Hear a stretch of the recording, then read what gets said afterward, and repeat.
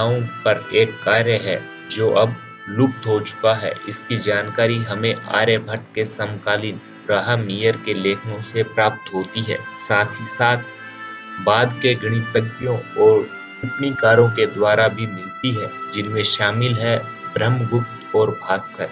ऐसा प्रतीत होता है कि ये कार्य पुराने सूर्य सिद्धांत पर आधारित है और आर्यभट्टीय के सूर्योदय की अपेक्षा इसमें मध्य रात्रि दिवस गणना का उपयोग किया गया है।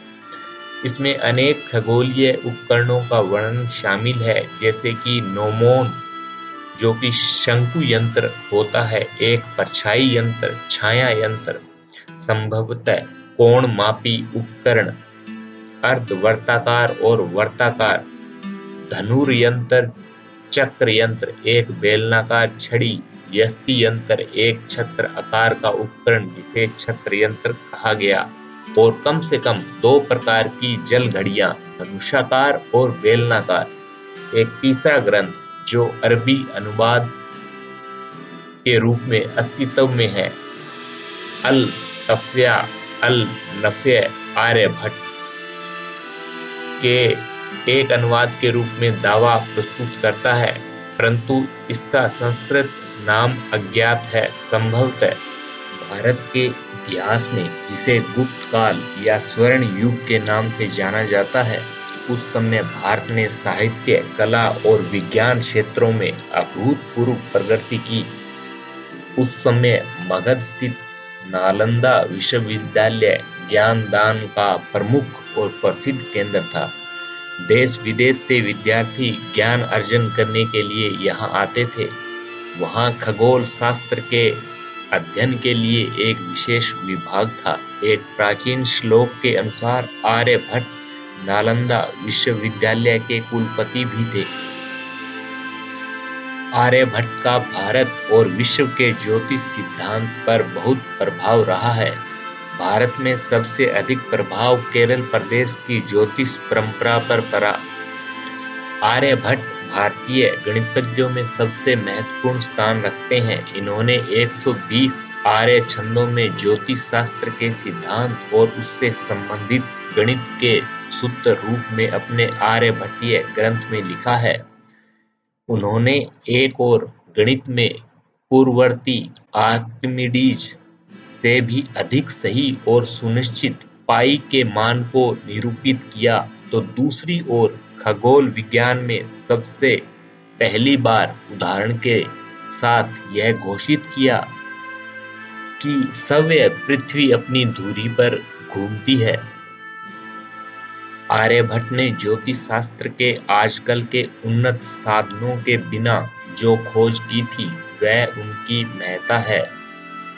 कोपरनिकस, निकोलस कोपरनिकस, जिनका पूरा नाम, जो पोलैंड के खगोल शास्त्री व गणितज्ञ थे, उन्होंने ये खोज की थी।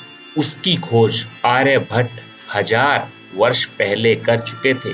गोलपाद में आर्यभट्ट ने लिखा है, नाव में बैठा हुआ मनुष्य जब प्रवाह के साथ आगे बढ़ता है, तब वह समझता है कि अचर वृक्ष, पाषाण यानी कि पत्थर, पर्वत आदि पदार्थ उल्टी गति से जा रहे हैं।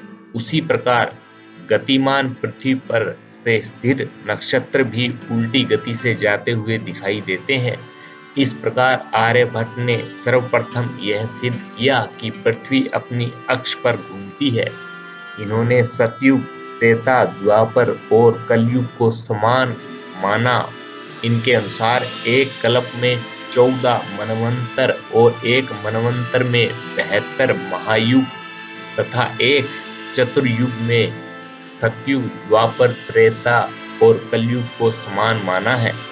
आर्यभट्ट के अनुसार किसी वृत्त की परिधि और व्यास का संबंध 62,332 अनुपात 20,000 आता है, जो 4 दशमलव स्थान तक शुद्ध है। आर्यभट्ट ने बड़ी बड़ी संख्याओं को अक्षरों के समूह से निरूपित करने की तकनीक, वैज्ञानिक विधि का प्रयोग किया है। प्राचीन भारत के एक महान ज्योतिष और गणितज्ञ आर्यभट्ट, जिन्होंने आर्यभट्टीय ग्रंथ की रचना की थी। ज्योतिष शास्त्र के अनेक सिद्धांतों का प्रतिपादन इस ग्रंथ में मिलता है। इसी ग्रंथ में इन्होंने अपना जन्म स्थान कुसुमपुर और जन्म काल शंख संवत 398 लिखा है। बिहार में वर्तमान पटना का प्राचीन नाम कुसुमपुर था। एक अन्य मान्यता के अनुसार उनका जन्म महाराष्ट्र के अशमक देश में हुआ था। उनके वैज्ञानिक कार्यों का समाधान राजधानी में ही हो, ऐसा नहीं हो सकता था, इसलिए उन्होंने लंबी यात्रा करके आधुनिक पटना के समीप कुसुमपुर में अवस्थित होकर राज सानिध्य में अपनी रचनाएं पूर्ण की थी।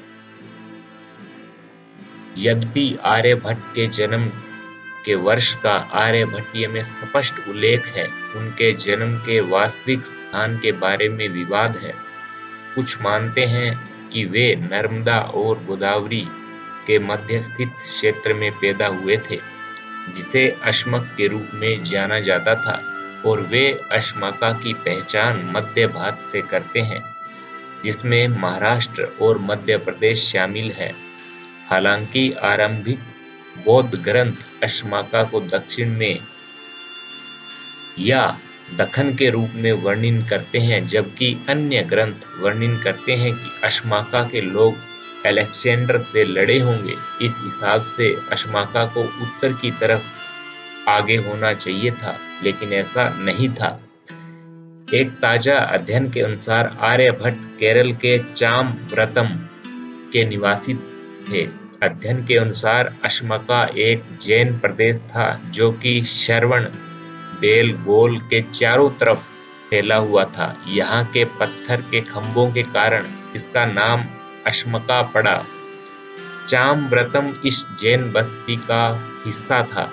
इसका प्रमाण है भारतपुजा नदी, जिसका नाम जैनों के पौराणिक राजा भारता के नाम पर रखा गया है।